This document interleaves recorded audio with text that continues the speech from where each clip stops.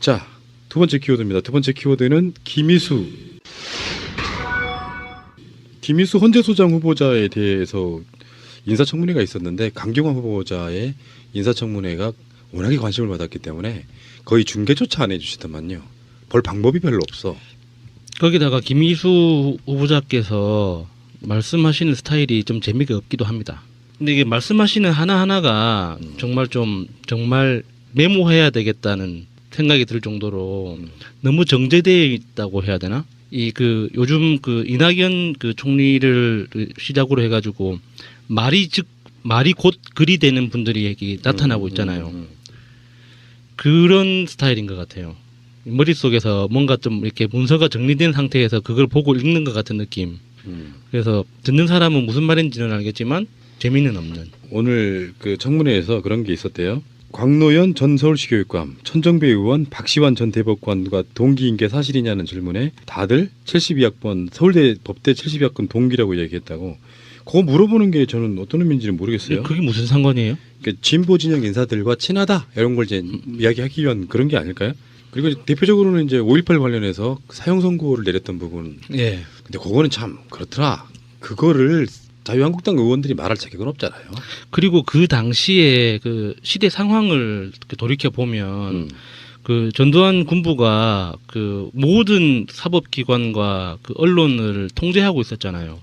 청와대에서 무슨 회의를 거치고 나면 그 결과를 통보하면 그거를 그냥 앵무새처럼 반복하는 이제 그런 게 일상이었는데 그 군대 훈련 마치고 법무관으로 막 임용받고 갔던 그 당시 상황을 돌이켜 보면 김희수 재판관이 그 당시에 그 조직 안에서 어떤 항명이라든지 어떤 다른 소리를 낼 수 있는 그런 구조도 아니었고 분위기도 아니었다는 거죠. 이거는 그 헌법재판관 임명될 때 지금 헌법재판소장 말고요. 예전에 그때도 똑같이 논란이 됐던 거예요. 그렇죠. 예. 그랬겠지. 네. 안 나올 리가 없는 거고. 예. 그러니까 요거는 명분이 사실 없어요. 그래서 5.18 그 재단에서도 이해한다, 괜찮다 성명도 냈었거든요. 네. 그때도. 이것에 대해서 청문회에서 공식적으로 사과를 하셨습니다. 이 경험은 제게 평생의 괴로움으로 남았다. 그러나 동시에 판사로서 저를 끊임없이 성찰하게 한 내면의 거울이기도 하다라고 말했다고 합니다. 그러니까 이게 얼마나 자기 자신을 힘들게 했을까를 이 대면에서 볼 수 있을 것 같아요. 김희수 재판관은 뭐 사실은 똑같은 청문회 두 번 하고 있는 거고요. 예. 맞습니다. 성과가 무난히 예상이 되니까. 네. 트윗 한번 보겠습니다. 제일 재밌는 거 제가 먼저 할게요. 이거 누가 할까봐 짱박아 두고 있었습니다. 스카이캣 하늘 고양이 스카이캣님의 트윗은 뭐냐면은 김희수 추천한 사람 누굽니까? 이상돈 이제 의원이 민주당 추천으로 헌재 재판관 됐잖아. 그러니까 김희수 재판관이 맞다고. 이상돈 그럼 민주당 누가 추천했어 하니까 김희수 재판관이 박지원 의원. 이상돈이 지금 국민의당 의원이잖아요. 웃겨요. 서면 답변을 700쪽이나 네 맞아요. 제출하시고 오늘 정말 후덜덜. 서면 답변을 엄청나게 많이 해서 그 자료에 묻혀서 의원들 죽어버리라고. 근데 그거를 그렇게 하더라고요. 자신감의 표현이다. 스탠바이 유님의 트윗입니다. 강경화, 김희수, 김동연 후보자 청문회. 이번에도 맹탕. 야당 여러 의혹 제기했으나 결정적인 한방 없었다라고 올려주셨습니다. 더 버드 화이트라는 분이 김희수 후보자의 성찰에 주목한다. 그가 그의 아픈 과거를 고뇌하며 성찰했기에 일반 국민들보다 훨씬 진보적인 소수 의견을 내고 하는 것이 가능했다고 본다. 그의 성찰이라는 말이 더 무겁게 다가온다라고 하셨는데 2012년 그 헌법재판관 후보자 시절에 제가 그 인사 파일을 봤을 때요. 눈에 띄는 게 장애인 관련 판결들이었어요. 그게 왜 대단하게 보였냐면 기존의 판례를 뒤집은 판결을 많이 하셨거든요. 장애인 인권 관련해서. 그거는 보통 용기가 아니고서는 힘들어요. 그래서 그 당시 2012년도 청문회 때도 그 청문위원들이 많이 물어봤어요. 왜 그랬냐고 그런 것들에 대해서. 그때도 김미수 후보자가 비슷한 이번에 그 소수 의견에 관련된 말씀하고 비슷한 걸 하셨는데 누군가는 해야 했다고 했거든요. 그런 것도 있고요. 이런 것이 있어요. 버스 운전했던 사람한테 사형 선고를 한 거잖아요. 예. 근데 그 버스로 운전했던 그 버스로 현직 경찰관이 4명이 죽었대요. 예.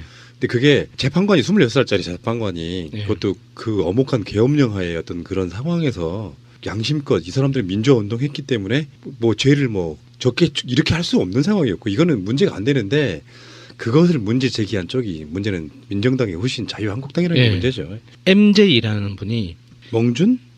아무래도 뭐 몽준 글쎄요. 민지. 예. 김희수 1년치 통화 기록 요구했다니 김재동 부르자던 발목당 백순주 진짜 그러네. 수준 쩐다.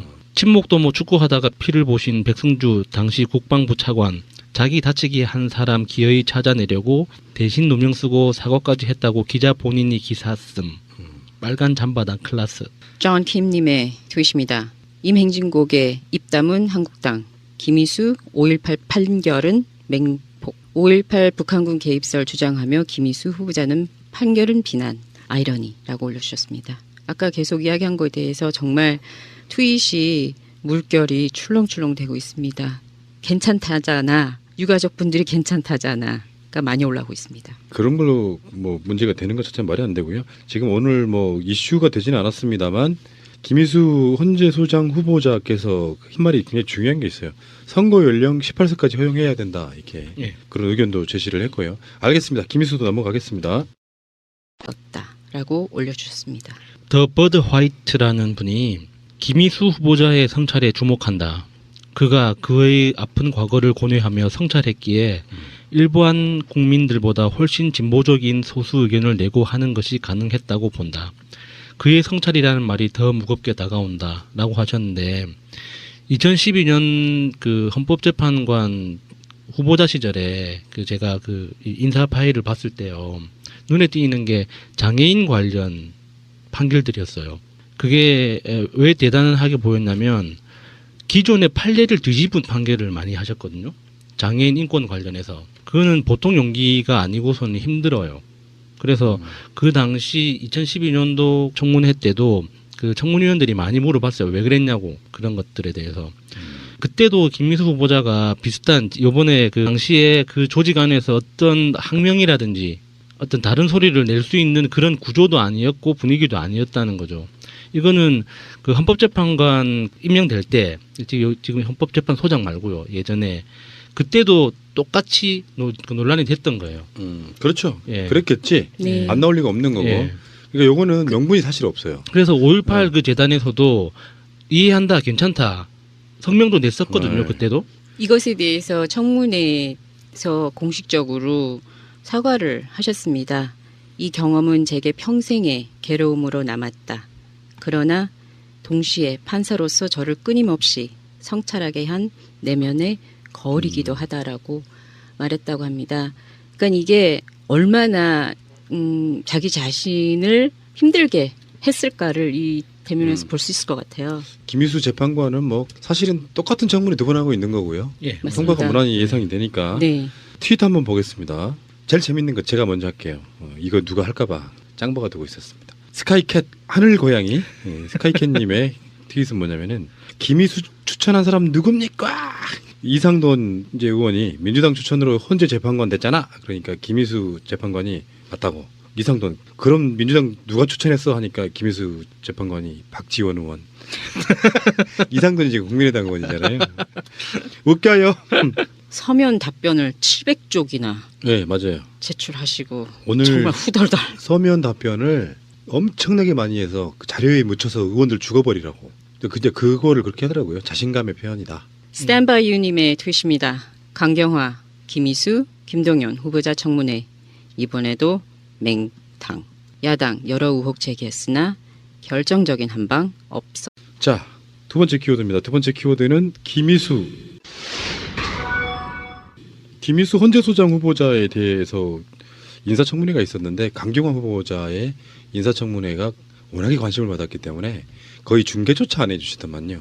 볼 방법이 별로 없어. 거기다가 김희수 후보자께서 말씀하시는 스타일이 좀 재미가 없기도 합니다.